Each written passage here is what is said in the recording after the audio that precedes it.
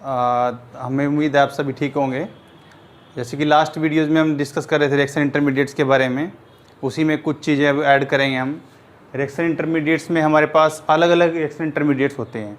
अगर हमारे कार्बन पे पॉजिटिव चार्ज है तो कार्बोकेटायन हो जाता है, अगर हमारे कार्बन पे नेगेटिव चार्ज है तो ये कार्ब अनायन बोल देते हैं। अगर उसके ऊपर एक इलेक्ट्रॉन है तो फ्री रेडिकल बोल देते हैं, उसके ऊपर पेयर ऑफ इलेक्ट्रॉन और डाइवेलेंट भी है तो कार्बन बोल देते हैं।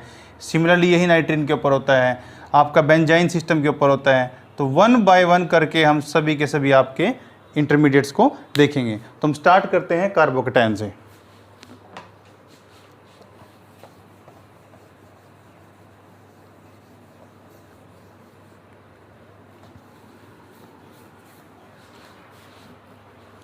कार्बोकेटायन,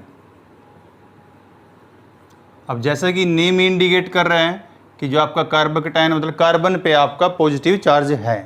पहले इसी कार्बोकेटायन को कार्बोनियम आयन भी बोला जाता था, कार्बोनियम आयन। लेकिन जो ओनियम वर्ड होता है वो हम यूज करते हैं higher the valency of any atom then in neutral state। अगर किसी भी एटम की उसके न्यूट्रल स्टेट से ज़्यादा वैलेंसी होती है तो उसके लिए हम ओनियम यूज करते हैं। आपने देखा भी होगा अमोनियम आयन। अमोनियम आयन क्या होता है? सिंपल अमोनिया मेरे पास ये होता है, और अगर ये बना दूं मैं इसको तो ये क्या बन जाता है? Ammonium ion. तो इसका मतलब अगर सिंपल मेरा CH4 होता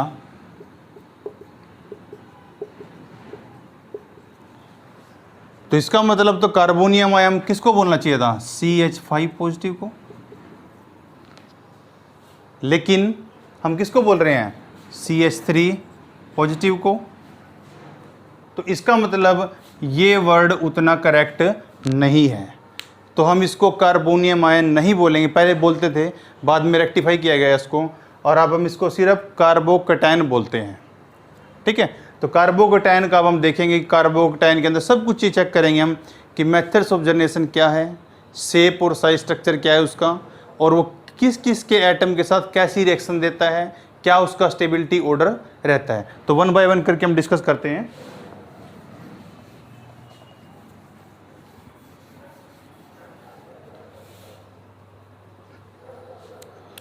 अगर हम सिंपल कार्बोकेटायन की बात करें तो आपका सिंपल कार्बोकेटायन है जो वो आपका डायामैग्नेटिक है और नो ऑर्डरली इलेक्ट्रॉन्स। अब इसको देखते हैं क्या बोला हमने। हमने बोला कि कार्बोकेटायन इसको बोला जाता है, तो इसका मतलब क्या है? अगर हम सिंपल CH4 लें, ये लिया हमने, और अगर इसमें से हम ये पूरा बॉन्ड सिस्टम गायब कर दें, मतलब एक ऐसा मान लें कि H नेगेटिव की फॉर्म में निकला होगा, तो आपके पास जो स्पीसीज जनरेट होगी वो कुछ ये रहेगी। तो ये हमारे पास कार्बोकेटायन जनरेट हो गया है। इसका मतलब हम इसको पहले हाइब्रिडाइजेशन स्टार्ट करते हैं। जो कार्बन है आपको पता है एटॉमिक नंबर 6 होता है, 1s2 2s2 and 2p2। Inner को छोड़ देते हैं, आउटर ऑर्बिटल को लेते हैं 2s और 2p। ये आपका ग्राउंड स्टेट है। उसके बाद अगर जब एक्साइटेड स्टेट में जाके बॉन्ड बनाता है तो आपके पास ये इलेक्ट्रॉन जंप कर जाता है वहाँ पे, तो ऐसे बन जाता है। ये आपके एक्साइटेड स्टेट है। अब इसमें एक एक हाइड्रोजन उसके साथ आके बॉन्ड बनाएगा अपने इलेक्ट्रॉन लेके, ऐसे और ऐसे। अब हमने क्या किया है? एक पूरे बॉन्ड पेयर को हाइड्रोजन समेत ही गायब कर दिया वहाँ से। मतलब हमारा ये हुआ कि हमने कुछ ऐसा जनरेट कर दिया है,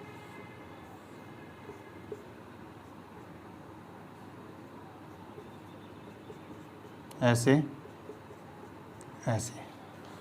अब आप देख सकते हो कि यहाँ पे जो आपके पास एक पूरा ऑर्बिटल खाली है, इसका मतलब ये एक इलेक्ट्रॉन डेफिशिएंट कंपाउंड है। ये क्या है आपका? Vacant p orbital, vacant p orbital. और बच्चों आपको अच्छे से पता होगा जब आप इसको इंक्लूड करते हो या हाइब्रिडाइजेशन को हम देखेंगे तो इसकी हाइब्रिडाइजेशन क्या आएगी? एक s का ऑर्बिटल लिया है इसने, 2 p के लिए हैं, तो क्या आएगा sp2। और जब भी sp2 हाइब्रिडाइजेशन होती है तो उसके लिए हम ज्योमेट्री क्या लेते हैं, ट्राइगोनल प्लेनर। ठीक है, अब ट्राइगोनल प्लेनर है आपके पास, तो वो कैसी होगी उसको मॉडल से देखते हैं हम। सबसे पहले मैं आपको टेट्राहेड्रल स्ट्रक्चर दिखाता हूँ। जो कार्बन का टेट्राहेड्रल स्ट्रक्चर होता है वो ऐसा होता है, उसमें कोई भी 2 साइड हमारी तरफ होती हैं और एक टुवार्ड्स ऑब्जर्वर होता है, अवे फ्रॉम द ऑब्जर्वर होता है, जिसको हम बार बार ऐसे लिखते हैं। इन्वर्टेड वी लिख लीजिए पहले, उसके बाद एक को एबो द प्लेन दिखाते हैं और सेकंड वाले को बिलो द प्लेन। इसमें अगर इतना अच्छा नहीं क्लियर हो तो आपको इतनी घबराने की जरूरत नहीं है, अभी इसको अच्छे से डिस्कस करेंगे। जब इसके बाद स्टीरियो केमिस्ट्री टॉपिक स्टार्ट करेंगे तो वहाँ पे सारे स्टीरियो को मॉडल से समझाएंगे। तो अभी आपके पास ये 2 आपका इन्वर्टेड वी ये हो गया और एबो बिलो ये हो गया। तो ये आपके पास स्ट्रक्चर है सिंपल टेट्राहेड्रल का। हमने स्ट्रक्चर किसका देखना है, आपका CH3 पॉजिटिव का, जो हमने क्या बोला ट्राइगोनल प्लेनर है। तो ट्राइगोनल अगर प्लेनर में स्ट्रक्चर यहाँ ड्रॉ करता हूँ तो वो कुछ ऐसे ही बनेगा, ऐसे, और ये ऑर्बिटल वेकेंट है। अब आप एक चीज़ देख लीजिए, ये तीनों बॉन्ड एक ही प्लेन में है, मतलब ट्राइगोनल प्लेनर बना रहा है ऐसे, जैसे आपकी ट्रायंगल होती है उस टाइप से बना हुआ है। अब इसका स्ट्रक्चर देखते हैं। ये हमारे पास sp2 हाइब्रिडाइज्ड ट्राइगोनल प्लेनर हो गया। ये सब एक प्लेन में, तीनों बॉन्ड पेयर जो मेरे हाथ में है सभी एक प्लेन में है, ये देखिए। उसके बाद इसके ऊपर p ऑर्बिटल लगा हुआ है, जो मैंने यहाँ भी ड्रॉ किया हुआ है, ये वाला p ऑर्बिटल। और इस p ऑर्बिटल में इलेक्ट्रॉन्स नहीं है, तो इसका मतलब अगर इसमें इलेक्ट्रॉन्स नहीं है तो ये इलेक्ट्रॉन डेफिशिएंट स्पीसीज हो गई है। तो इस टाइप से आपका होता है, ऊपर नीचे के एक लोब आपका p ऑर्बिटल का वेकेंट होता है। आप देख लीजिए इसको प्रॉपरली।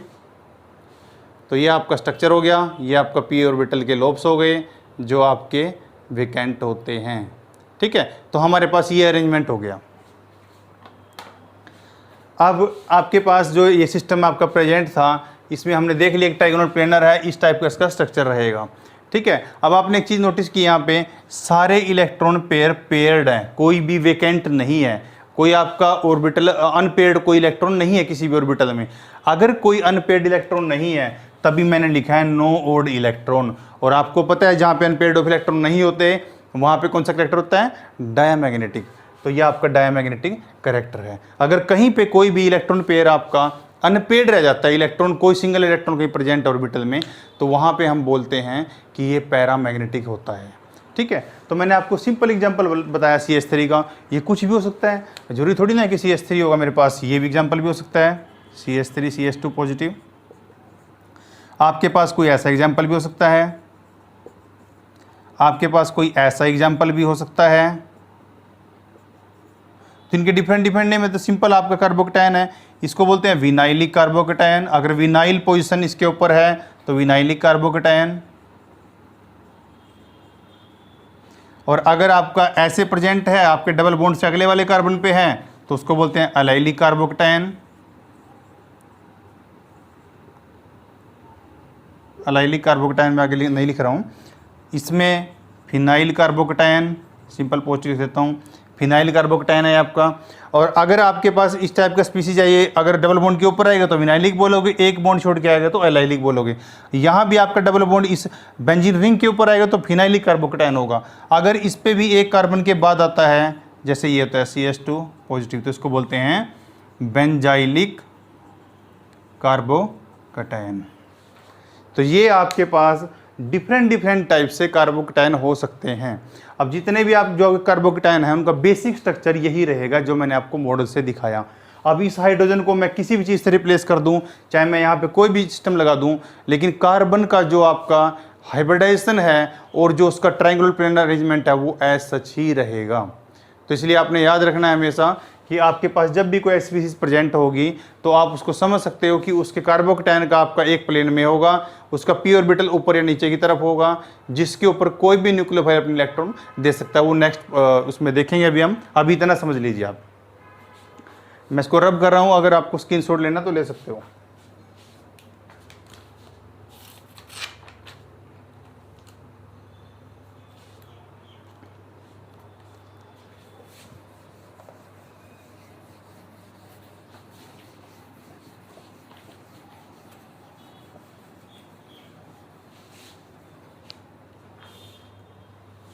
इसका मतलब कार्बोक्टेन की डेफिनेशन क्या हुई, trivalent species having positive charge on carbon. कोई भी ट्राईवेलेंट 3 वैलेंसी वाला आपका कार्बन है, उस पर पॉजिटिव चार्ज है, तो हम उसको बोल सकते हैं कि दिस इज द कार्बोक्टेन। अब हमने क्या क्या देखा उसमें, हमने देखा कि इसके आउटर मोस्ट में 6 इलेक्ट्रॉन्स थे। हमने ये भी देखा कि इसके अंदर कोई भी ओड इलेक्ट्रॉन नहीं था, नो ओड इलेक्ट्रॉन, और अगर ऐसा होता है तो उसको डायामैग्नेटिक बोलते हैं। सभी इलेक्ट्रॉन पेयर्ड थे, ठीक है। दूसरा, आपने अभी चेक किया कि इसमें इलेक्ट्रॉन की डेफिशिएंसी है, मतलब इलेक्ट्रॉन ले सकता है, तो ये आपका लुईस एक्सेप्टर की तरह एक्ट करेगा। ये इसको लुईस एसिड भी बोल सकते हैं। ये आपके इलेक्ट्रॉन पेयर को एक्सेप्ट करता है। तो इस तरीके से आप इसकी जनरल टर्मिनोलॉजी कर सकते हैं कि ये आपका कार्बोक्टेन होता है, और इसका बेसिक हमने इसका देख लिया स्ट्रक्चर क्या होता है, उसके अकॉर्डिंगली हम देख सकते हैं कि किस किस टाइप का बिहेवियर अब इसका रहने वाला है। आपने देख लिया इलेक्ट्रॉन डेफिशिएंट है, तो इसका मतलब किसी भी न्यूक्लियोफाइल, इसके ऊपर कोई भी न्यूक्लियोफाइल या कोई भी इलेक्ट्रॉनिक स्पीसीज ईजिली अटैक कर पाएगी। तो ये इसका प्लस पॉइंट हो गया यहाँ पे। उसके बाद जैसा हमने पहले भी डिस्कस किया था, अब हम 1 बाय 1 करके देखते हैं कि इसके अंदर जो आपके पास स्पीसीज प्रेजेंट थी उसमें क्या क्या करना है हमें, जितने भी स्पीसीज हैं उनको क्या क्या उनके पॉइंट है जो हम इस यहाँ डिस्कस करने वाले हैं। सबसे पहला जो हम जनरल पॉइंट डिस्कस रखेंगे वो रहेगा methods of generation of any reaction intermediate. Carbocation भी हो सकता है, कुछ भी हो सकता है। मेथड्स ऑफ जनरेशन, अब मेथड ऑफ जनरेशन में अगर मैं देखूं, आपके पास कोई भी अल्कोहल प्रेजेंट है, सपोज कर कोई भी अल्कोहल है मेरे पास, तो उस अल्कोहल पे जब हम इसको करेंगे तो आपने देखना है अगर उसको एसिडिक सिस्टम से कहीं भी ट्रीट किया गया है तो ऑक्सीजन की जो लोन पेयर है उस पर अटैक करेंगे, तो आपके पास RCH2OH2 पॉजिटिव आ जाएगा। और कोई भी ग्रुप अगर एज ए लीव करने के बाद अपने किसी चार्ज से न्यूट्रलाइज हो रहा है तो काफ़ी स्टेबल होता है, तो इसलिए वाटर बाहर निकल जाएगा और यहाँ मेरे पास कार्बोक्टेन जनरेट हो जाएगा। ठीक है, तो मैंने यहाँ पे कोई एसिडिक सिस्टम यूज किया है, आप कोई भी यूज कर सकते हो। सबसे स्ट्रॉन्गेस्ट आपको पता है सुपर एसिडी बोलते हैं हम, ये सिस्टम होता है हमारे पास जिसको सुपर एसिडी बोलते हैं। मैं कोई एग्जांपल ले लेता हूँ, जैसे ये भी एग्जांपल हो सकता है आपके पास CH2OH, और अगर इस पर हमने सुपर एसिड यहाँ पे डाला है तो आपके पास ये स्पीसीज जनरेट हो जाएगी। तो कोई भी तरीका हो सकता है आपके पास, सपोज करो कार्बन डबल बॉन्ड कार्बन है कोई भी, उसको आप किसी एसिड से ट्रीट करा रहे हो, या आप किसी भी इलेक्ट्रोफाइल से, लिख सकता हूँ मैं, इलेक्ट्रोफाइल से ट्रीट करा रहे हो, तो उस कंडीशन में भी आपका जो अटैक होगा, जिस साइड हाइड्रोजन जुड़ेगा उससे अपोजिट वाली साइड में आपके पास कार्बोक्टेन जनरेट होगा। तो कार्बोक्टेन जनरेट करने के बहुत सारे मेथड हैं। मैंने आपको मेन जो चीज़ें हैं वो आपको बता दी हैं कि कहाँ कहाँ आप कार्बोक्टेन जनरेट कर सकते हो, और जितने भी आप कार्बोक्टेन इसमें जनरेट करते हो उन सभी उसकी स्टेबिलिटी पे डिपेंड करते हैं, कौन सा बनेगा या नहीं बनेगा, वो डिपेंड करेगा उससे ग्रुप्स कैसे जुड़े हुए हैं, उसमें कितना स्टेबल हो पाएगा या नहीं हो पाएगा, वो भी नेक्स्ट पार्ट में भी देखेंगे हम। तो ये आपके मेथड्स ऑफ जनरेशन हो गए। किसी भी अल्कोहल को आप ट्रीट करा दो एसिड से, उससे भी कार्बोक्टेन बन सकता है। कहीं भी आपके पास डबल बॉन्ड सिस्टम है, उसका कहीं इलेक्ट्रोफाइल से रिएक्शन करा दो, वहाँ भी आपको कार्बोक्टेन बन सकता है। तो इन जनरल मैंने आपको मेन मेथड बता दिए, और भी आपने बहुत सारे मेथड जैसे आप पढ़ते थे, इसमें आपके पास आप फ्रीडल क्राफ्ट अल्काइलेशन रिएक्शन करते थे, उसमें हम क्या करते थे, जैसे आपके पास कोई भी सिस्टम है, मान लो यहाँ पे RCH2Cl कुछ भी ले लेता हूँ मैं, और इसको किसी भी ALX3 सिस्टम से आप कर रहे हो रिएक्ट, तो आपके पास ये जनरेट होता था ALX4 नेगेटिव। तो कोई भी हो सकता है, यहाँ पे आपका एसाइल सिस्टम भी हो सकता है, ये है, तब भी आप रिएक्शन करोगे तो एसाइल कार्बोक्टेन जनरेट हो जाएगा। तो डिफरेंट मेथड्स हैं, कोई भी आपके पास जहाँ भी सिस्टम प्रेजेंट है वैसे भी ये भी हो सकता है। अब देखो एल्यूमिनियम भी हो सकता है, यहाँ पे BF3 भी हो सकता है, आप कोई भी सिस्टम ले सकते हो जो इलेक्ट्रॉन डेफिशिएंट है। तो इस तरीके से आप कहीं भी कार्बोक्टेन जनरेशन कर सकते हो। अगर आपको इसको नोट डाउन करना है या आपको स्क्रीनशॉट लेना तो ले लीजिए, फिर हम नेक्स्ट पे मूव करते हैं।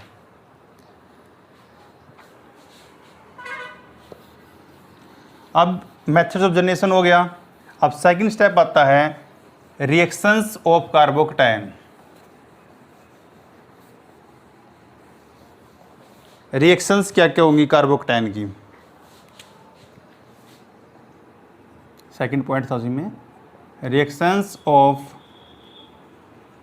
कार्बोकटायन, क्या रिएक्शंस होंगी इसकी। देखो एक तो मैंने आपको बता ही दिया, सपोज करो मेरे पास कहीं कार्बोकटायन जनरेटेड है, ये है कोई भी स्पीसीज है। आपने एक चीज़ का हमेशा ध्यान रखना है, ये बहुत इंपॉर्टेंट पॉइंट है, इसको ध्यान से करना। ये मेरे पास जो कार्बोकटायन जनरेट हो रखा है, इससे कितने कार्बन जुड़े हैं उसके ऊपर मैं इसकी डिग्री डिसाइड करता हूँ कि ये फर्स्ट, ये आपका प्राइमरी है, सेकेंडरी है या टर्सरी है। अब इस कार्बन से आगे एक कार्बन जुड़ा हुआ है तो मैं इसको बोलूँगा प्राइमरी कार्बोकटायन। अगर मेरे पास कोई सिस्टम ऐसा प्रेजेंट है पॉजिटिव, तो इस कार्बन से मेरे 2 कार्बन जुड़े हुए आ गए तो उसको बोलूँगा मैं सेकेंडरी कार्बोकटायन। और अगर मेरे पास कोई सिस्टम ऐसा प्रेजेंट है जहाँ पे 3 कार्बन जुड़े हुए हैं तो मैं इस कार्बोकटायन को बोलूँगा टर्सरी कार्बोकटायन। सिमिलरली हम सिस्टम आपका कार्बोनायन में बोलते हैं, इस कार्बन के ऊपर डिपेंड करता है कि इसको कैसा बोलेंगे, प्राइमरी, सेकेंडरी या टर्सरी। ठीक है। अब जो मेरे पास सिस्टम कहीं भी प्रेजेंट, आपको पता है जब आप स्टेबिलिटी, हमें सभी इफेक्ट अभी किए, हम बार बार बोलते थे कि आपका सबसे पहले हमें एरोमेटिसिटी देखना है, फिर हाइपर कॉन्जुगेशन देखना है, सॉरी हाइपर रेजोनेंस देखना है, फिर हाइपर कॉन्जुगेशन देखना है और फिर इंडक्टिव इफेक्ट देखना है। तो अगर यहाँ पे देखें हम, एरोमेटिसिटी का कोई कंसेप्ट नहीं है, रेजोनेंस यहाँ हो नहीं रहा, कोई पिलोन पेयर नहीं, अल्टरनेट डबल बॉन्ड पोजीशन में प्रेजेंट नहीं है, तो अब 2 इफेक्ट बढ़ते हैं, हाइपर कॉन्जुगेशन और इंडक्टिव इफेक्ट। तो हाइपर कॉन्जुगेशन अगर हम देखें यहाँ पे, तो हाइपर कॉन्जुगेशन में हम देखते थे कि जितने ज़्यादा अल्फा हाइड्रोजन होंगे उतना ही ज़्यादा हाइपर कॉन्जुगेटिंग स्ट्रक्चर बनेंगे। तो यहाँ पे आपके 3, 6 और 9, तो इसमें आपके 9 बनते हैं, यहाँ पे आपके 6 बनते हैं और यहाँ पे सिर्फ आपके 2 बनते हैं। तो अब आपको पता है कि इसकी स्टेबिलिटी सब ज़्यादा होगी, फिर उसकी होगी, फिर इसकी होगी, मतलब टर्सरी ज़्यादा स्टेबल होगा, than secondary and then primary.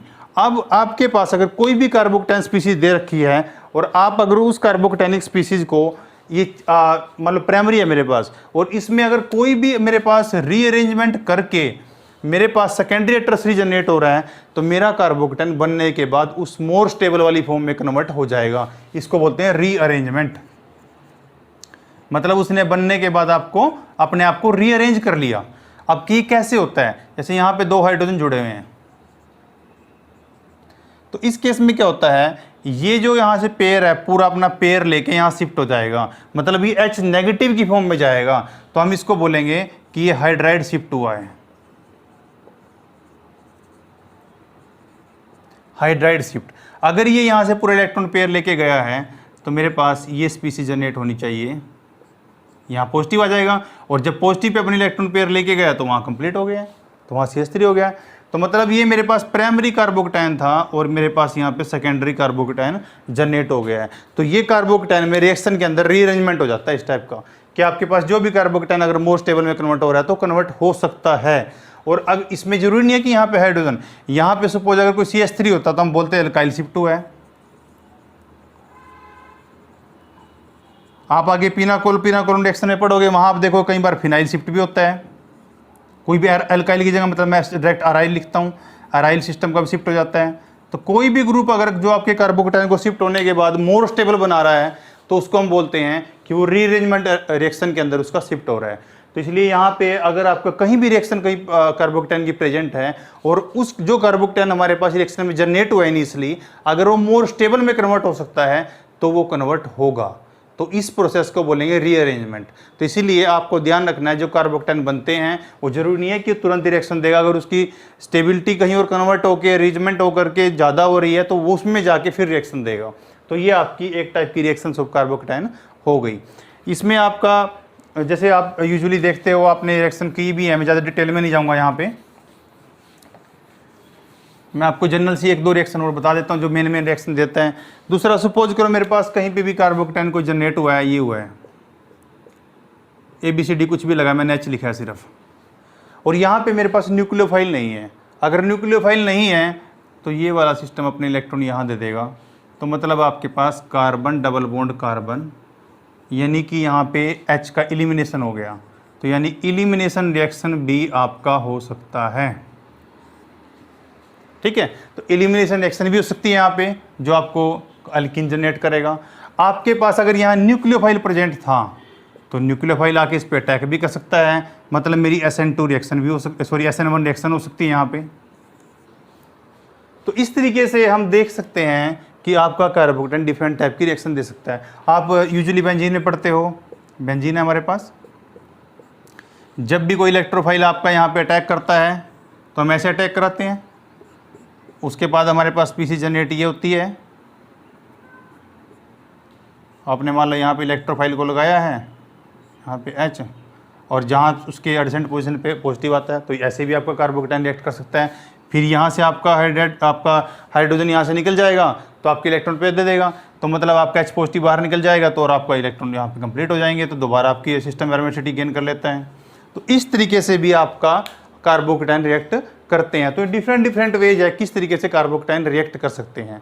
पहले हमने मेथड्स ऑफ फॉर्मेशन कर लिया कैसे बनते हैं, फिर इनकी रिएक्शंस कर ली। अब आते हैं और डिटेल में कि इनकी स्टेबिलिटी उन सब चीज़ों पे डिस्कस करते हैं।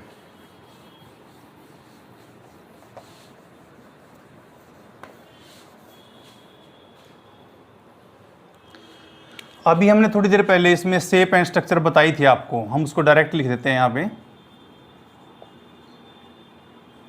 तो मैं ऐसे लिख देता हूँ कि हमारे पास ये कार्बन स्पीसीज थी ऐसे। अगर मैं यहाँ पॉजिटिव लिख रहा हूँ तो उसका मतलब है इसमें कुछ इलेक्ट्रॉन नहीं है, कुछ नहीं है इसके अंदर। तो ये आपका इन जनरल था, ये सिस्टम हमारा प्रेजेंट होगा। तो इसमें यहाँ पे ग्रुप किस टाइप के प्रेजेंट है उसके ऊपर हम स्टेबिलिटी को देखते हैं कि स्टेबिलिटी कैसी है, स्टेबल होगा कि नहीं होगा। तो हमारे पास डिफरेंट मॉडल्स हैं, मैं आपको दिखाता हूँ। ये तो मैंने आपको बिल्कुल सिंपल का एग्जाम्पल बताया आपको कि आपके पास ये आपका यहाँ पे sp2 हाइब्रिडाइजेशन है और ट्राइगोनल प्लेनर है, ठीक है। यहाँ पे हमारे पास वेकेंट p ऑर्बिटल है और इसी बात की वजह से ये आपका एज लुईस एसिड एक्ट करता था क्योंकि इलेक्ट्रॉन पेयर को एक्सेप्ट कर सकता है इसी इलेक्ट्रॉन जो आपके पास ऑर्बिटल खाली प्रेजेंट है। तो ये मेरा sp2 हाइब्रिडाइजेशन हो गया। ये मैंने इसके बारे में देख ली कि सेफ स्ट्रक्चर कैसे होता है। ये मैंने आपको सिंपल बताया सिस्टम। अगर आपके पास कोई विनाइली कार्बोकेटाइन हो, जैसे ये है आपके पास, मैंने अभी आपको बताया भी था कि अगर ये मेरे पास सिस्टम कोई प्रेजेंट होगा तो इसको हम विनाइली कार्बोकेटाइन बोलते हैं। अब यहाँ पे ऑलरेडी डबल बॉन्ड है तो यहाँ पे हाइब्रिडाइजेशन थी आपकी जो, अब इसमें क्या है आपका जो सिस्टम है यहाँ पे, या इसमें आपका sp हाइब्रिडाइजेशन की वजह से यहाँ पे आपका सिस्टम लीनियर रहता है जैसे वहाँ पे है। हमें इसकी इतनी डिटेल में नहीं जाना, हमें इस पॉइंट से ज़्यादा कंसर्न करना है, इसके बारे में पता होना चाहिए। अब हम देखेंगे कि इसमें जैसे जैसे कोई भी ग्रुप लगता है तो उसकी स्टेबिलिटी पे क्या फ़र्क पड़ता है और कैसे उसको इफेक्ट करता है। जैसे बिल्कुल सिंपल सिस्टम हमने यहाँ लिख रखा है, मैं इस सिस्टम को रिप्लेस करता हूँ। मान लो मैंने यहाँ पे कोई एक pH ग्रुप लगा दिया,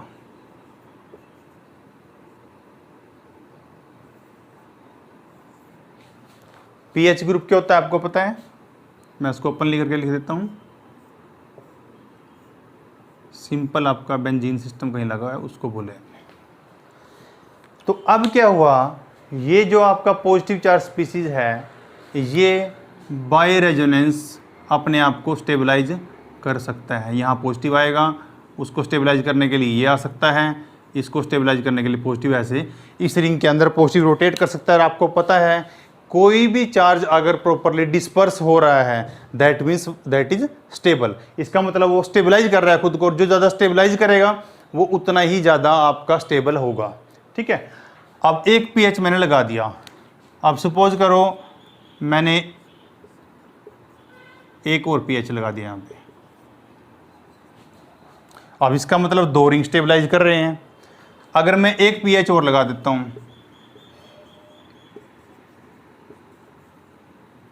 ये तो आपका तीन रिंग स्टेबलाइज कर रहे हैं। अब ये स्ट्रक्चर बिल्कुल वैसा हो गया है जैसे आपके फैन के विंग्स होते हैं, इसको प्रोपेलर टाइप ऑफ स्ट्रक्चर बोलते हैं। ये एग्जैक्टली पूरे आपके प्लेन में नहीं है क्योंकि जो आपका यहाँ पे आपका pH सिस्टम प्रेजेंट है जिसको मैं पूरा रिंग बोल रहा हूँ, मैं यहाँ दिखाता हूँ इसको। ये है मेरे पास, ये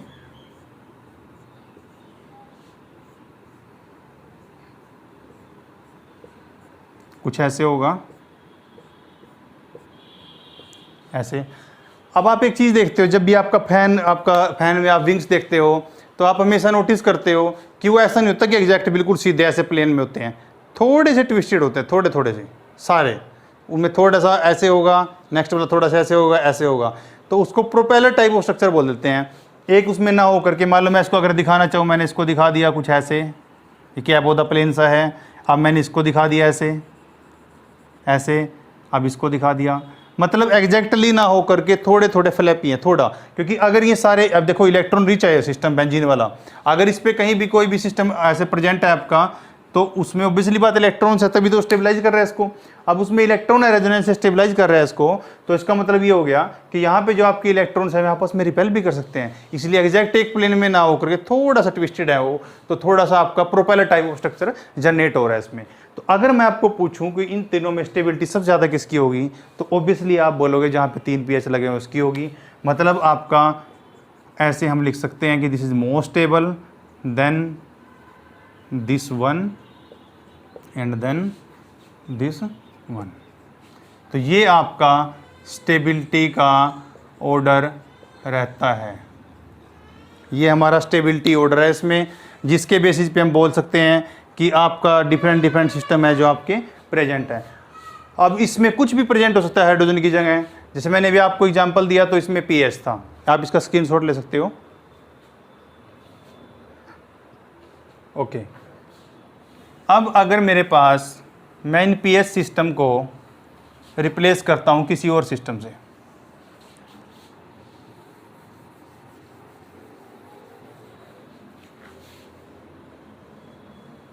ऐसे सपोज करो मैंने इसमें कोई सिस्टम बनाया कुछ ऐसा,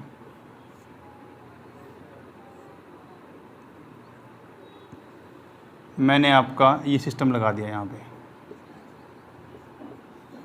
यहाँ पे एक लगा हुआ है, मैंने नेक्स्ट वाले में आपके पास 2 लगा दिए,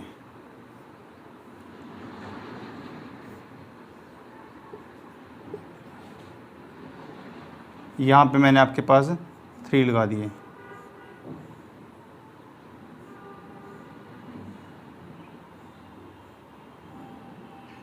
पॉजिटिव, तो ये क्या सिस्टम लगा हुआ है, 3 कार्बन का है, साइक्लिक है, तो साइक्लोप्रोपाइल सिस्टम है ये।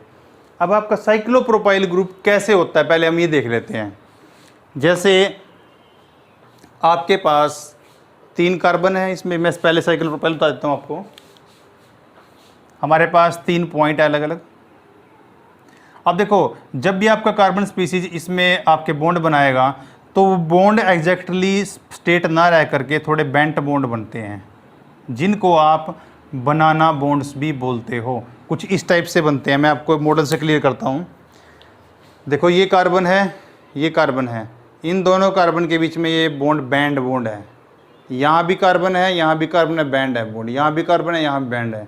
तो इस टाइप से आपका स्ट्रक्चर प्रेजेंट है, और हर कार्बन पे आपके 4 बॉन्ड करने के लिए 2-2 हाइड्रोजन लगे हुए हैं, यहाँ पे 2 हाइड्रोजन, यहाँ पे 2 हाइड्रोजन, यहाँ पे 2 हाइड्रोजन। तो इस तरीके से हम इसको देख सकते हैं कि आपका साइक्लोप्रोपाइल सिस्टम ऐसे होता है। अब आपको पता है जो बॉन्ड बैंड है, इसका मतलब बाहर की तरफ मुड़ा हुआ है, और बॉन्ड क्या होता है, बॉन्ड तो कुछ भी नहीं होता, बॉन्ड तो सिंपल आप बोलते हैं कोवेलेंट बॉन्ड कहते हैं, म्यूचुअल शेयरिंग ऑफ इलेक्ट्रॉन्स। इसका मतलब इस बॉन्ड की जगह यहाँ पे 2 इलेक्ट्रॉन्स हैं, और वो 2 इलेक्ट्रॉन्स क्या है, आपके बैंड होने की वजह से बाहर की तरफ हैं। अब बाहर की तरफ मतलब अगर मैं इसको ड्रॉ करना चाहूँ तो हम कुछ ऐसा बना सकते हैं, जैसे मेरे पास यहाँ पे मुझे रिंग बनाना है, तो वो आपके इलेक्ट्रॉन कुछ ऐसे हो गए, ऐसे। तो इसका मतलब आपके पास ये बॉन्ड के अंदर जो 2 इलेक्ट्रॉन प्रेजेंट हैं, यहाँ भी 2 इलेक्ट्रॉन्स प्रेजेंट हैं, वो इलेक्ट्रॉन्स आपके, उनकी इलेक्ट्रॉन डेंसिटी बाहर की तरफ है। अगर वो इलेक्ट्रॉन डेंसिटी बाहर की तरफ है, तो वो इलेक्ट्रॉन इजीली इस पी ऑर्बिटल के साथ ओवरलैप कर सकता है। अगर इसके साथ वो ओवरलैप करेगा, तो ऑब्वियसली है इसके चार्ज को स्टेबलाइज कर सकता है। ठीक है, ये पॉसिबिलिटी इधर से पॉसिबल है। तो अगर मैं एक रिंग लगाता हूं, फिर मैंने 2 रिंग लगा दी, स्टेबिलिटी और बढ़ गई, मैंने 3 रिंग लगा दिया तो स्टेबिलिटी और बढ़ गई, और 3 रिंग भी प्रोपेलर शेप में आ जाएंगे, जैसे फैन के विंग्स होते हैं आपके। तो इसका मतलब क्या हुआ, जितने ज़्यादा मैं साइक्लिक स्ट्रक्चर लगाता हूं, तो आपके पास एक्सपोज इलेक्ट्रॉन डेंसिटी का उतना ही कंटेंट बढ़ता चला जाता है। तो अगर हमारे पास कंटेंट बढ़ रहा है, तो कोई भी चीज़ जो किसी भी चार्ज को डिस्पर्स करती है, तो वो उसको स्टेबलाइज करती है। तो इसीलिए हमारे पास जो यहाँ पे सिस्टम प्रेजेंट है, वो आपकी उसकी अगर स्टेबिलिटी की हम बात करें तो उसकी स्टेबिलिटी का रेशो भी यही रहने वाला है। मैं इसको CP लिख देता हूँ साइक्लिक प्रोपाइल को। अगर ये कहीं पे 3 लगे हुए हैं that is more stable than 2 and then 1। ये तो इसका मतलब जितने ज़्यादा साइक्लिक प्रोपाइल रिंग आपके उस सिस्टम पे लगे होंगे उतना ही आपका कार्बोकेटानिक सिस्टम ज़्यादा स्टेबलाइज होगा। तो ये आपका स्टेबिलिटी का ऑर्डर है, आप इसका स्क्रीनशॉट ले सकते हो या नोट डाउन कर सकते हो। अब ये मैंने आपको इन जनरल बता दिया कि किस तरीके से आप कार्बोकेटाइन की स्टेबिलिटी को गवर्न करते हैं। अब हम कुछ एग्जांपल्स करेंगे जिससे आपको और अच्छे से क्लियर होना चाहिए कि हमारे पास आपका कार्बोकेटाइन कितना स्टेबलाइज है या नहीं है। हमारे कुछ लास्ट कंसेप्ट भी रिवाइज हो जाएंगे।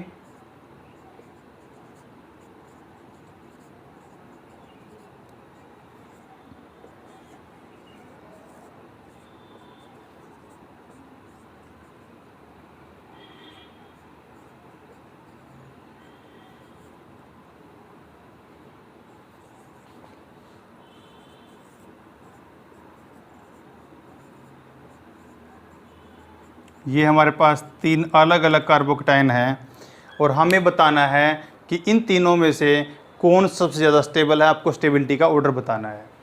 तो अभी आप सिंपल अगर देखें, ये भी प्राइमरी है, ये भी प्राइमरी है, ये भी प्राइमरी है, क्योंकि ये आगे एक ही कार्बन से जुड़े हुए हैं। अब आपको चेक करना है कि इनमें से स्टेबिलिटी का ऑर्डर क्या रहेगा। यहाँ पे इस सबके CH2 सब में कॉमन है, उसके बाद वाले ग्रुप देखते हैं। ये जो सिस्टम यहाँ पे जुड़ा हुआ है, यहाँ पे एक इथाइल ग्रुप सिस्टम से जुड़ा हुआ है, यहाँ पे इथाइल सिस्टम के साथ एक Cl लगा हुआ है, यहाँ पे भी Cl है। अब बात क्या सिर्फ डिस्टेंस की। अब देखो Cl क्या एक विड्रॉइंग ग्रुप है, क्लोरीन इलेक्ट्रॉन विड्रॉइंग ग्रुप है, -I इफेक्ट शो करता है। तो जितने भी -I इफेक्ट क्रिएटिंग ग्रुप होंगे आपके, वो सभी आपके कार्बोकेटाइन को डिस्टेबलाइज करते हैं, क्योंकि कोई पॉजिटिव से और खींचेगा तो उसका पॉजिटिव चार्ज बढ़ाएगा, और किसी भी चीज़ का अगर कोई चार्ज बढ़ा रहा है किसी भी सिस्टम का, उसको इंटेंसीफाई कर रहा है, तो इसका मतलब उसको डिस्टेबलाइज कर रहा है। और अगर कोई उसका चार्ज उसके ऊपर इलेक्ट्रॉन रिलीज कर रहा है, उसके इलेक्ट्रॉन दे रहा है, उसका चार्ज कम होगा, उसका चार्ज डिस्पर्स होगा, तो मतलब उसको स्टेबलाइज करेगा। तो आपके पास जो यहाँ सिस्टम प्रेजेंट है, यहाँ पे पॉजिटिव है, उसके पास सिर्फ इथाइल ग्रुप है, इथाइल ग्रुप को इंडक्टिव इफेक्ट है, और यहाँ पे आपके पास जो हाइपर कॉन्जुगेटिंग स्ट्रक्चर वाला जहाँ सिस्टम प्रेजेंट है, उसमें भी आपके पास 2 हाइपर कॉन्जुगेटिंग बन सकते हैं, क्योंकि अल्फा हाइड्रोजन पे 2 हाइड्रोजन है, यहाँ पे आपका 1 हाइड्रोजन है सिर्फ, यहाँ पे भी आपके 2 हाइड्रोजन है। तो अगर हम सिस्टम की स्टेबिलिटी देखते हैं तो इसमें कोई भी, यहाँ पे 2 हैं, यहाँ भी 2 हैं, लेकिन यहाँ पे आगे कोई भी ड्रॉइंग ग्रुप नहीं है, रिलीजिंग ग्रुप है। तो इसका मतलब 1 की स्टेबिलिटी सबसे ज़्यादा होगी। अब इन दोनों पे Cl लगा है, एक पे बिल्कुल नज़दीक है तो ज़्यादा विड्रॉ करेगा, और यहाँ पे Cl दूर है, क्योंकि आपको पता है जो आपका डिस्टेंस ऑपरेटिंग इफेक्ट होता है, इंडक्टिव इफेक्ट, वो आपका जितने ज़्यादा दूर कार्बन कोई भी आपके पास एटम दूर होती चले जाते हैं, बॉन्ड 2-3 एटम्स के बाद वो डाई हो जाता है, 2-3 बॉन्ड्स के बाद। तो आपके पास यहाँ पे आपका बिल्कुल नियरेस्ट सेकंड पे प्रेजेंट है, यहाँ पे 1 2 3 3 दूर हो गया थोड़ा सा। तो इसका मतलब ये पॉजिटिव चार्ज को इंटेंसीफाई थोड़ा कम करेगा, इसका मतलब इसकी स्टेबिलिटी ज़्यादा होगी। अगर इसकी स्टेबिलिटी ज़्यादा है तो मतलब हमारा 3 आएगा और सबसे लास्ट में 2 आएगा। तो अब यहाँ से क्या निष्कर्ष निकाला हमने कि अगर कहीं भी -I इफेक्ट वाले ग्रुप प्रेजेंट हैं, वो आपके कार्बोकेटाइन को डिस्टेबलाइज करेंगे।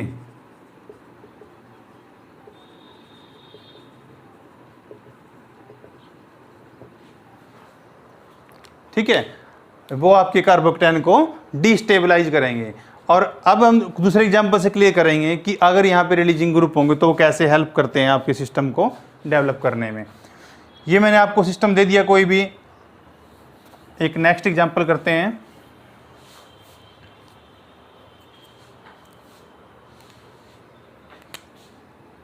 सपोज करो हमारे पास एक सिंपल ये है,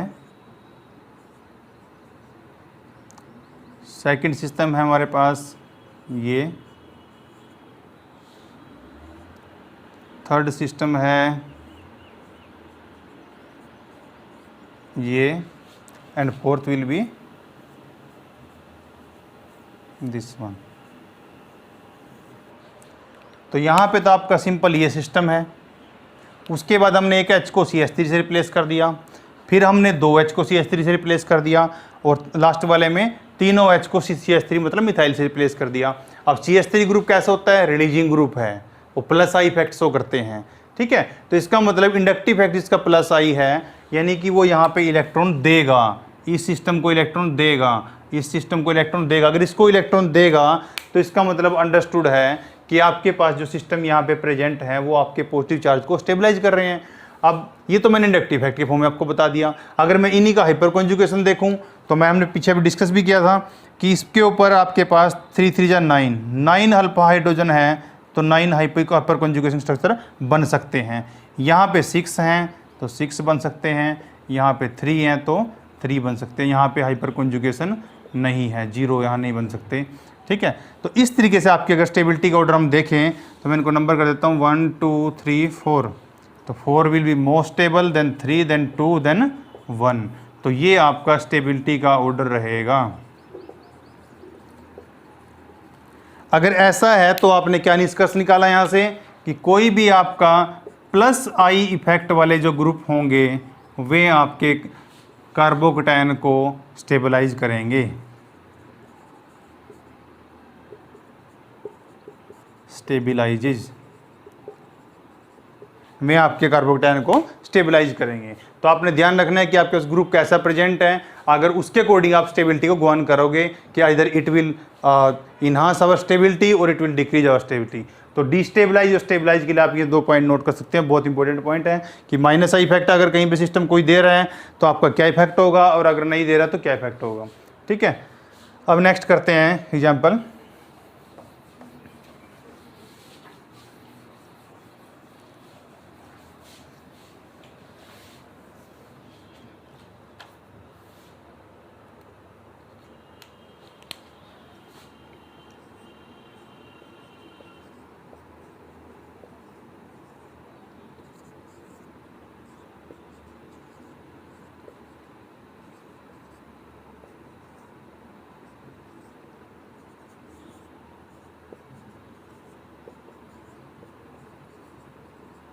ये आपके पास डिफरेंट सिस्टम्स हैं। अब आपको पता है इन सब पे Cl लगा हुआ है, यहाँ पे 1 है, यहाँ पे 2 है, यहाँ पे 3 है। अब Cl कैसा ग्रुप है, अभी हमने देखा था Cl माइनस आई इफेक्ट वाला ग्रुप है, और माइनस आई इफेक्ट वाले जितने ज़्यादा ग्रुप होंगे उतने ही आपके सिस्टम को डिस्टेबलाइज करेंगे। तो इसका मतलब क्या है कि यहाँ पे आपके पास डिस्टेबलाइज करने वाले 3 ग्रुप हैं, यहाँ पे 2 हैं और यहाँ पे 1 है। इसका मतलब हमारा स्टेबिलिटी का ऑर्डर रहेगा 1 2 एंड 3। ये आपका स्टेबिलिटी कार्बोकैटायन की रहेगी, ठीक है। क्लियर हो गया। जितने ज़्यादा यहाँ पे क्लोरीन लगेंगे उतनी ज़्यादा आपका कार्बोकैटायन डिस्टेबलाइज होता चला जाएगा, उतनी ज़्यादा विड्रॉइंग उससे इलेक्ट्रॉन खींचते रहेंगे, ठीक है। अब आपको कुछ हाइपर कॉन्जुगेशन से रिलेटेड स्टेबिलिटी के बारे में बताएंगे। हमने एक लास्ट क्वेश्चन कर भी लिया है यहाँ पे, अब थोड़ा डिटेल में बताते हैं उसके बारे में कि आपको पता जितना ज़्यादा हाइपर कॉन्जुगेशन होगा उतनी ज़्यादा स्टेबिलिटी होगी। तो हमने इन जनरल आपके पास ये ट्रेंड देख लिया था, अभी क्वेश्चन किया था हमने ये, उसके बाद ये था हमारे पास पॉजिटिव, और उसके बाद हमारे पास ये वाला था पॉजिटिव, ठीक है। तो डिफरेंट हमारे पास प्रेजेंट से स्टेबिलिटी हमने इसके अकॉर्डिंग देखी थी। अब स्टेबिलिटी कैसे देख रहे थे हम यहाँ पे, हम बेसिकली यही देख रहे थे कि कितने अल्फा हाइड्रोजन है उतने आपके हाइपर कॉन्जुगेटिंग स्ट्रक्चर जनरेट होंगे। यहाँ पे 3 हाइपर कॉन्जुगेटिंग स्ट्रक्चर, अब ये आपके इस टाइप स्ट्रक्चर बन रहे थे। अब मेरे पास नेक्स्ट एग्जांपल है कि अगर हमारे पास सिस्टम ऐसे प्रेजेंट हो, ये 2 एग्जांपल दे रखे हैं आपको, आपको बताना है कौन ज़्यादा स्टेबल होगा। देखो यहाँ पे क्या है, काउंट तो हमने 2 चीज़ें करनी है, हाइपर कॉन्जुगेशन करना है, यहाँ पे इंडक्टिव इफेक्ट करना है। लेकिन आपको पता है जब आप स्टेबिलिटी को गवर्न करते हो तो पहले आता है एरोमेटिसिटी, फिर रेजोनेंस, फिर हाइपर कॉन्जुगेशन और लास्ट में इंडक्टिव इफेक्ट। अब आपको पता है एरोमेटिसिटी यहाँ नहीं लग सकती, कोई भी सिस्टम नहीं एरोमेटिक यहाँ पे।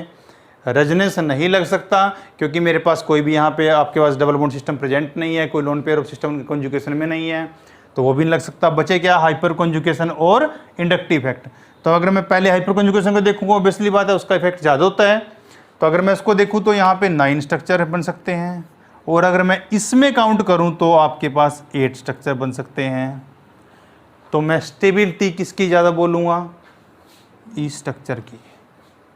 तो मतलब आप ये मत देख लेना कि यहाँ पे CH3 को CH2 CH3 से रिप्लेस किया, नो डाउट इंडक्टिव इफेक्ट बढ़ेगा, लेकिन हमने इंडक्टिव नहीं, हमने हाइपर कॉन्जुगेशन पहले देखना है। अगर हाइपर कॉन्जुगेशन की पॉसिबिलिटी नहीं होती तो फिर हम इंडक्टिव इफेक्ट को नोट डाउन करते। तो इसका मतलब क्या है, आपके जहाँ पे हाइपर कॉन्जुगेटिंग स्ट्रक्चर जितने ज़्यादा होंगे आप उतनी ही ज़्यादा उसकी स्टेबिलिटी को देखोगे, उतना ही उसको स्टेबल माना जाएगा। तो ये आपके पास हो गया। अब ये मैंने आपको जनरल एग्जांपल दिया, सपोज करो मैं इसी में थोड़ा करेक्ट कर देता हूँ एग्जांपल और।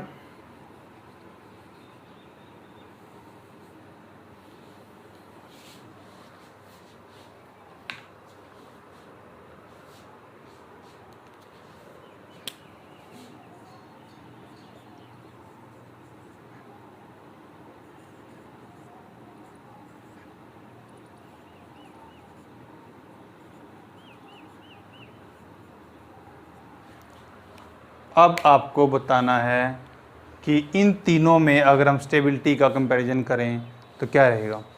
ऑब्वियसली बात है, सबसे पहले हम देखेंगे हाइपर कॉन्जुगेटिव स्ट्रक्चर। अगर वो हम देख रहे हैं तो यहाँ 9 आ रहे हैं, यहाँ पे 8 है और यहाँ भी 8 ही है।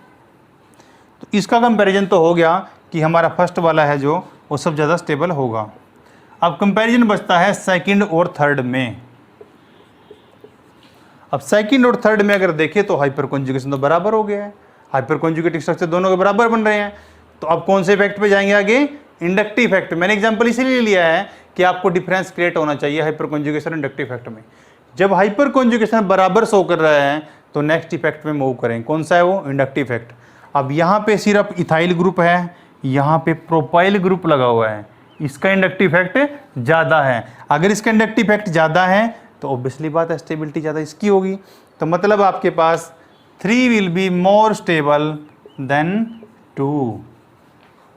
ये पॉइंट बड़े ध्यान से नोटिस करना। इसका मतलब यहाँ से आप एक चीज़ का आइडिया लगा सकते हो कि अगर आपके हाइपर कॉन्जुगेशन बराबर हैं तो फिर आपको कार्बन की नेक्स्ट चेन वो वाली चूज करनी है जिसमें ज़्यादा नंबर ऑफ कार्बन हो। यहाँ पे सिर्फ यहाँ तक सिस्टम सेम है सभी का, यहाँ पे 2 कार्बन है, यहाँ पे 3 कार्बन है, क्योंकि उस सिस्टम के अंदर जितने कार्बन बढ़ेंगे उतना ही आपका इंडक्टिव इफेक्ट बढ़ता चला जाएगा। तो इसलिए हमने लिया कि 3 इज मोर स्टेबल देन 2। तो आपने इस चीज़ को हमेशा ध्यान में रखना है जब भी कोई क्वेश्चन सोल्व करेंगे हम, कि आपका इस तरीके से इफेक्ट रहना चाहिए। इसको स्क्रीनशॉट ले सकते हो आप।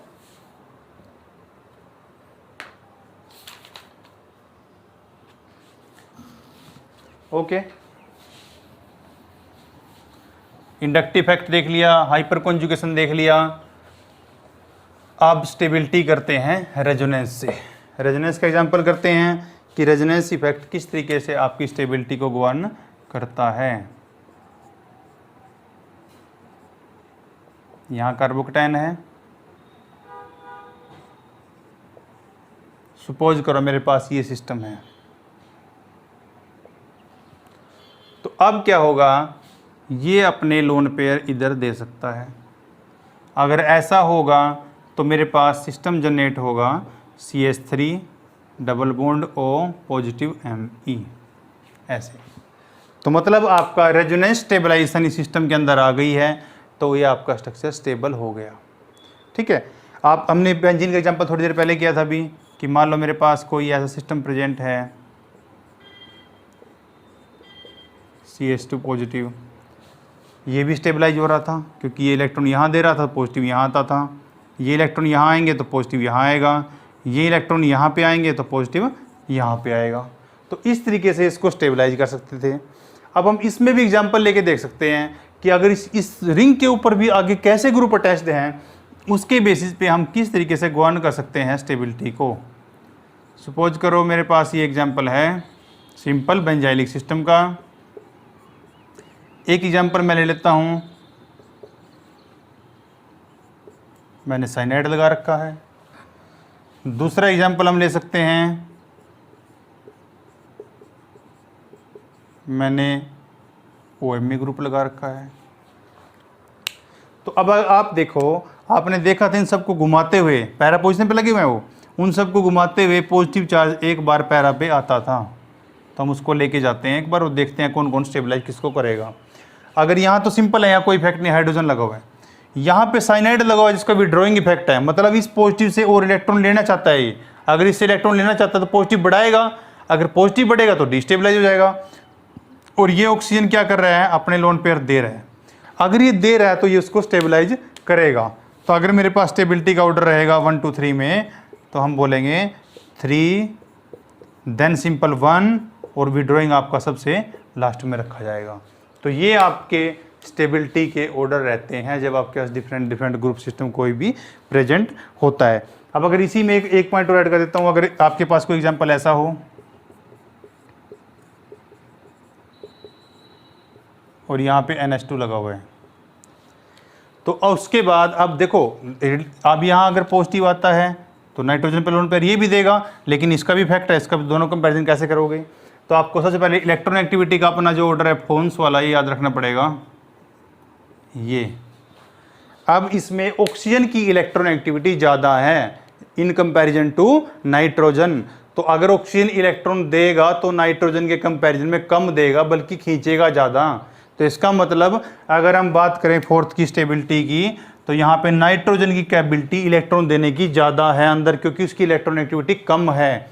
तो इसका मतलब आपका फोर्थ सबसे पहले आएगा स्टेबिलिटी ऑर्डर में। तो फोर्थ होगा, देन 3 और 1 2 हमने डिस्कस कर लिए थे। तो इसका मतलब जैसे यहाँ पे आपको एग्जांपल दे रखा है, अगर इसके अंदर में आपको इस टाइप से क्वेश्चन पूछ लेता कि मेरे पास CH3 है, CH है और यहाँ पे कोई NH2 लगा हुआ है, यहाँ OMe था, यहाँ पे NH2 था, तो ऑब्वियसली बात है आपका इसके इलेक्ट्रॉन देने की टेंडेंसी ज़्यादा है। तो अगर इसकी ज़्यादा है तो 2 will be more stable then 1। तो आपको ये स्टेबिलिटी के ऑर्डर आपको याद रखने चाहिए कि कौन कौन से ग्रुप की इलेक्ट्रॉन एक्टिविटी क्या है, वो कितना स्टेबलाइज करेगा, आपका इंडक्टिव इफेक्ट दे रहा है या कैसा इफेक्ट शो कर रहा है, आप उसके बेसिस पे इसको एक्सप्लेन कर सकते हो। तो ये आपका इन जनरल हो गया रेजोनेंस। अब लास्ट में एक आध एग्जांपल आपका एरोमेटिसिटी कर लेते हैं।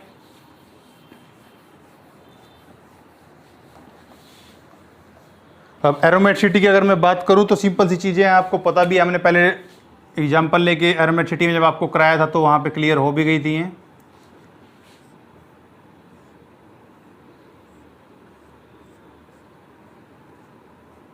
आपको पता है ये 2 पाई सिस्टम है और ये आपका 6 पाई सिस्टम है। तो 4n+2 रूल अगर हम लगाते थे तो आपका 2 पाई और 6 पाई दोनों आपके एरोमेटिक कैटेगरी में आते थे और यहाँ पे रेजोनेंस पॉसिबल है। तो आपके जो कार्बोकेटायन बन रहे हैं वो रेजोनेटिकली स्टेबल हैं, ऐसे आपका स्टेबलाइजेशन चलता रहता है।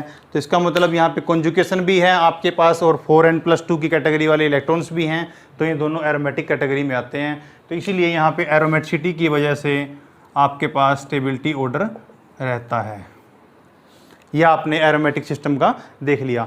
अब इसी में आपको एस करैक्टर के बारे में बता देते हैं कि एस करैक्टर और आपका जो कार्बोकेटायन की स्टेबिलिटी है उन दोनों का इन्वर्सली प्रोपोर्शनल रिलेशन रहता है।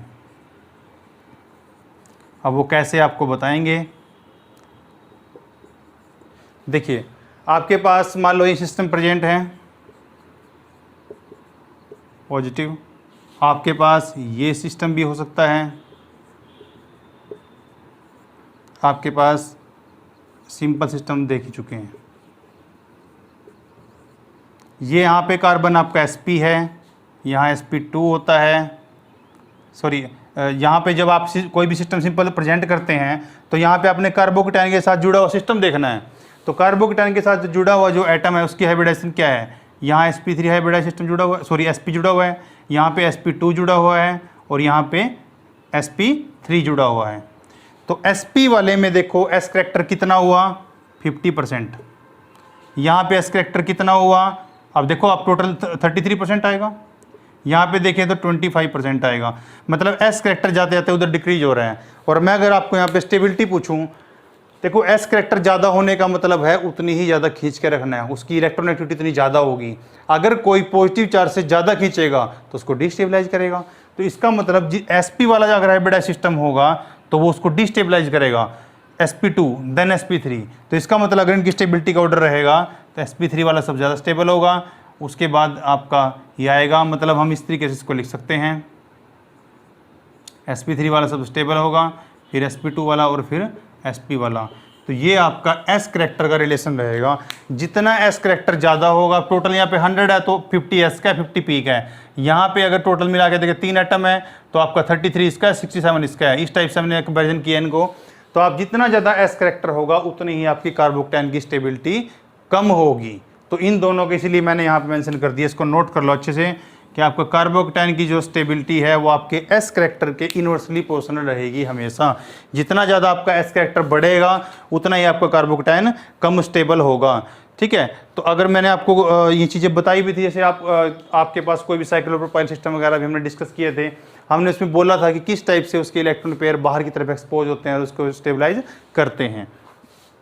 अब हमारे पास लास्ट रहता है ब्रिज हेड पोजिशन पे क्या आपकी स्टेबिलिटी का ऑर्डर रहता है और कौन कौन सा स्टेबल होगा या नहीं होगा। ब्रिज हेड क्या होता है, आपके पास जो भी रिंग सिस्टम जैसे जुड़े हुए हैं ऐसे ऐसे आपका रिंग बन जाता है ये, और यहाँ पे कोई ब्रिज बन जाता है ऐसे, इसको बोलते हैं ब्रिज हेड सिस्टम। तो ब्रिज हेड सिस्टम में अलग अलग हैं आपकी स्टेबिलिटी कार्बोक्टेन की कहाँ है क्या नहीं है। इसमें एक रूल होता है, बार बार हम उसको बोलते हैं ब्रेड्स रूल। इसमें कोई ज़्यादा लंबी चौड़ी बात नहीं है, लेकिन आपने ब्रेड रूल को नहीं भूलना है। ब्रेड रूल क्या बोलता है? ब्रेड रूल बोलता है कि जो आपका कोई भी ब्रिज हेड पोजीशन है, आपकी ब्रिज हेड मतलब यहाँ से ब्रिज बना हुआ है, यहाँ से ब्रिज बना हुआ है, इन दोनों पोजीशन की बात कर रहे हो। इन पोजीशन पे कोई भी कार्बोक्टेन आपका स्टेबल नहीं होगा।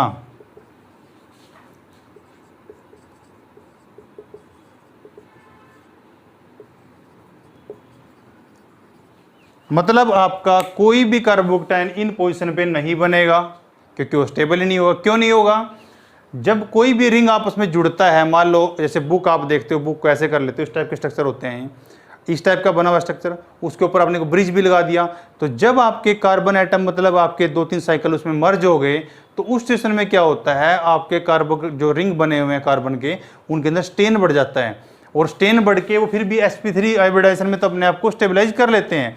लेकिन अगर यहाँ कार्बोक्टेन बन गया तो पॉजिटिव चार्ज आ जाएगा यहाँ पे। अगर पॉजिटिव चार्ज आ गया तो मतलब आपका कार्बोक्टेन बन गया, मतलब sp2 हाइब्रिडाइजेशन आएगी।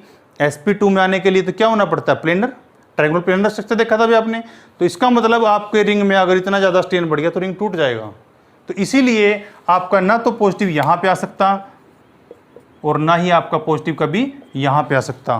तो ब्रेड्थ रूल ने यही बात समझाई थी कि at bridgehead position positive charge और double bond is not possible. अगर डबल बॉन्ड आया यहाँ पे तब भी आपको पता है, या यहाँ पे यहाँ किसी पोजीशन पे आया तो तब भी आपको sp2 हाइब्रिडाइजेशन ऑब्टेन करनी पड़ेगी, और अगर आपका कार्बोक्टेन आया तो तब भी आपको करना पड़ेगा। तो मतलब आपका डबल बॉन्ड हो या कार्बोक्टेन हो, वो आपका इस ब्रिज हेड पोजीशन पे नहीं बनेगा। ये दोनों आपके पॉसिबल नहीं है आपके ब्रिज हेड पोजीशन पे। ये ब्रेड्स रूल ने बताया था, ये आपको अच्छे से याद रखना है। ये आपकी बार बार इस टाइप के क्वेश्चन आ सकते हैं। तो मतलब अगर कहीं भी आपको ये स्टेबिलिटी ऐसे बोली गई है, ये अगर कोई यहाँ डबल बॉन्ड लगा रहा है या कोई यहाँ पे पॉजिटिव चार्ज आपको दिखा के बोल रहा है कि इसकी स्टेबिलिटी क्या है, तो उसकी कोई स्टेबिलिटी नहीं है। ऐसे बना रहा है कोई भी, वहाँ बना सकता है आपको, यहाँ बन सकता है ऊपर। डबल बॉन्ड कोई वहाँ भी दिखा सकता है। आपने सारे जो एंगल्स हैं उनको एलाबोरेट करना है, ये देखो नहीं होगा। तो इस कंडीशन में कहीं भी आपको कोई भी सभी स्ट्रक्चर्स की कोई स्टेबिलिटी नहीं है, ये बिल्कुल ली स्टेबल है, कोई स्टेबिलिटी नहीं है इनकी। तो ये आपका ब्रेड्स रूल बताता था कि जो आपकी स्टेबिलिटी का सिस्टम है वो इस टाइप से रहने वाला है। आपका इस तरीके से स्टेबिलिटी आप अर्न कर सकते हो। तो ये आपका कार्बोक्टेन के जो बेसिक मेन पॉइंट थे वे हो गए। इसमें 1-2 एग्जाम्पल और कर लेते हैं, फिर उसके बाद कार्बन एंड पे मूव करेंगे।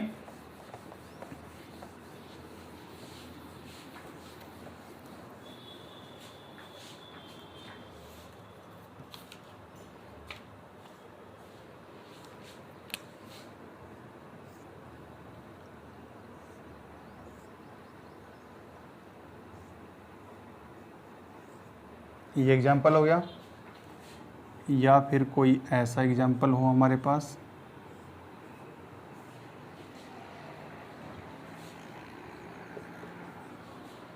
1 2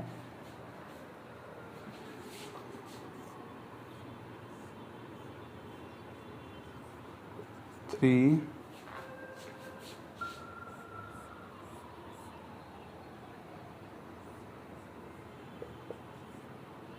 4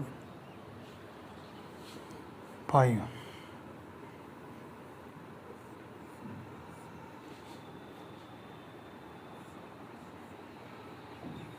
ये डिफरेंट सबसे पहले आपने फाइंड आउट करना है कि कौन सा कार्बन प्राइमरी है, सेकेंडरी है या टर्सरी है।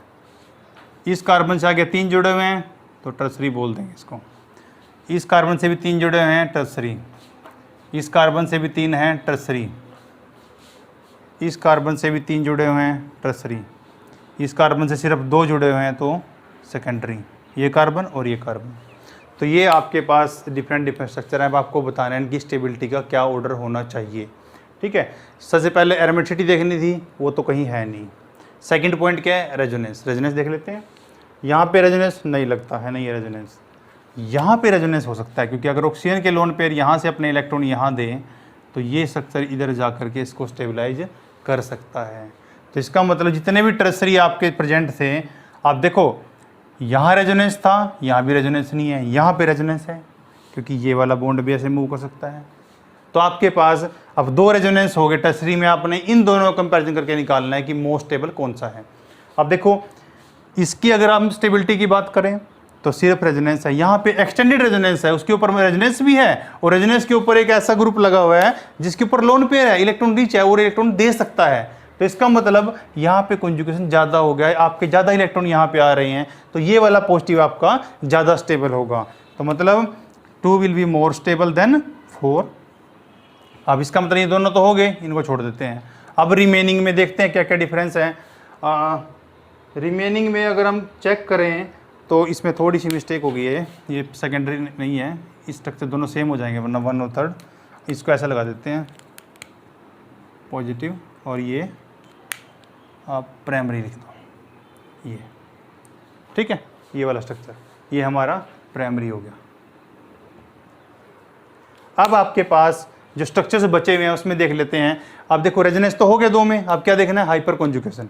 हाइपर कॉन्जुगेशन देखते हैं। यहाँ पे 3 3 6 और 2 8 हाइपर कॉन्जुगेशन बनेंगे। नेक्स्ट में जाते हैं, इसमें यहाँ पे एक हाइड्रोजन है तो 1 हाइपर कॉन्जुगेशन बनेगा। इसमें आते हैं, यहाँ पे 1 है, यहाँ पे 1 है, 2 हाइपर कॉन्जुगेशन बनेंगे। ठीक है, तो ये आपके हाइपर कॉन्जुगेशन हो गए।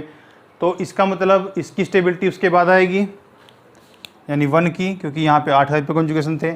अब इन दोनों में अगर देखें तो ये वैसे भी सेकेंडरी है, वो प्राइमरी है, तो यहाँ पे हाइपर कॉन्जुगेशन ज़्यादा बन रहे हैं। तो उसके बाद ये इसका नंबर था 5, तो 5 आएगा। उसके बाद लास्ट में आएगा 3। ठीक है, तो आपका टर्सरी, सेकेंडरी और प्राइमरी का रेशो भी रहा यहाँ पे। और उसके बाद आपके हाइपर कॉन्जुगेशन स्ट्रक्चर के अकॉर्डिंग, रेजोनेंस के अकॉर्डिंग, सभी के अकॉर्डिंग चेक किया कि स्टेबिलिटी के क्या क्या ऑर्डर रह सकते हैं।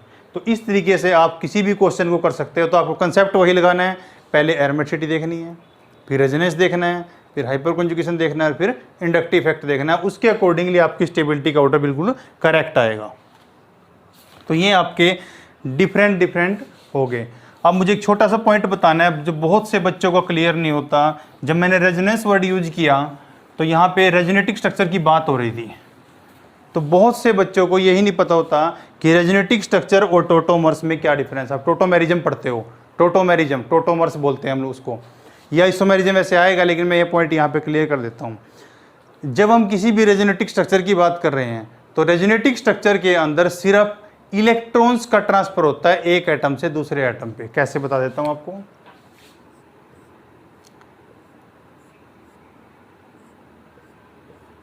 मान लो यहां पे ये ग्रुप लगा हुआ है, इसने इलेक्ट्रॉन यहां दिए तो इलेक्ट्रॉन कहां आ गए, यहां पे। इसने इलेक्ट्रॉन यहां दिए तो इलेक्ट्रॉन कहां आ गए, यहां पे। इसने इलेक्ट्रॉन इस बॉन्ड में दिए तो इलेक्ट्रॉन आ गए यहाँ पे। तो आपने एक चीज़ देखना है यहाँ पे, इसका मैं एक स्ट्रक्चर बना के दिखा देता हूँ। मान लो फर्स्ट स्ट्रक्चर जिसका बना होगा उसमें क्या था, आपका यहाँ पे डबल बॉन्ड आया था, यहाँ पॉजिटिव चार्ज आ गया था, यहाँ नेगेटिव था और ये बन गया था मेरे पास। तो इस स्ट्रक्चर को अगर मैं मूव करूँ मतलब यहाँ यहाँ, तो यानी कि आपके पास स्ट्रक्चर बन जाएगा ये नेगेटिव। इसको मैं अगर मूव करूँ यहाँ तो यहाँ, तो आपके पास स्ट्रक्चर बन जाएगा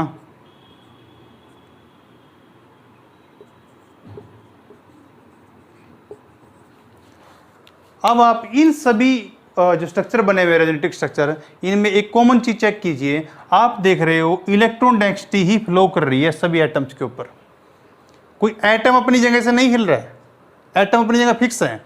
लेकिन जब मेरे पास कोई स्ट्रक्चर ऐसा प्रेजेंट है जहां पे किसी एटम का कोई इधर उधर माइग्रेशन हो रहा हो, तो उसमें जैसे आप देखते हो, आप सिंपल कीटोइनोल टेट्रामरिज्म की बात कर लीजिए। अगर मैं बात करूं,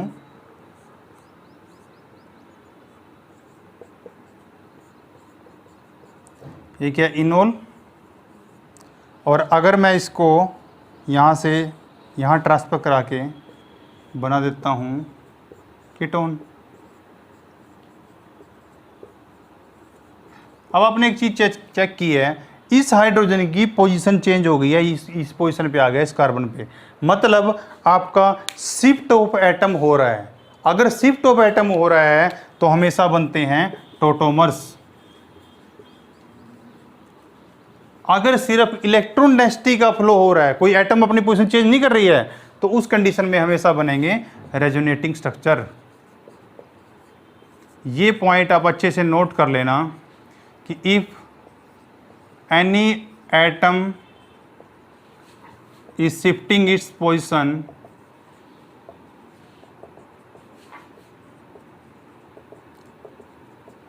देन जनरेटेड स्ट्रक्चर्स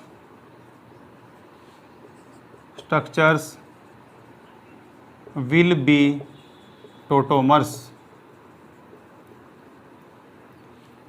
तभी आपके वो स्ट्रक्चर हैं जो टोटोमेरिज्म की तरह बनाएंगे स्ट्रक्चर्स को।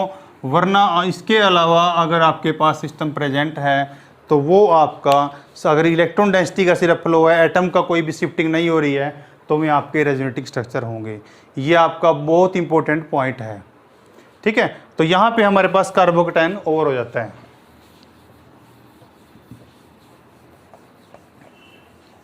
ये आपके पास कार्बोकेटायन हो गया।